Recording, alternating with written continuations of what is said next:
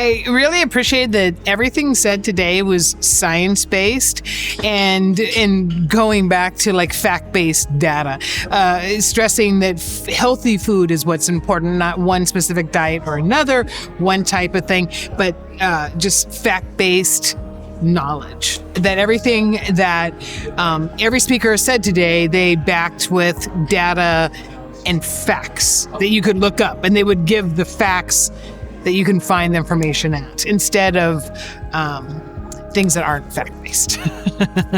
I like being able to give knowledge to other people since I've been a person living with multiple sclerosis for several years. And just being able to give somebody some new ideas like I did at lunch with the people at my table who said, I've never heard of that. That would be a nice thing to have.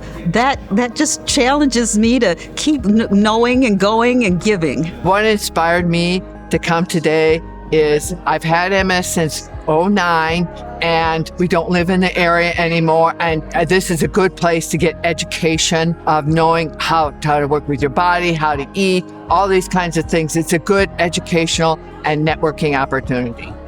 I feel like I've been more connected to the MS community by attending today's event, by seeing other very capable people living their lives, their loved ones, whomever they're with, and just seeing that they also are doing very well. And yes, MS is a disease that affects everyone individually, but just to see the interests that other people have for taking care of their health and themselves just makes me hopeful. The reason I would come to these community events like the one today for Minnesota Center for MS is sometimes somebody further along the journey than me sees something in me that I don't yet see. They see a symptom.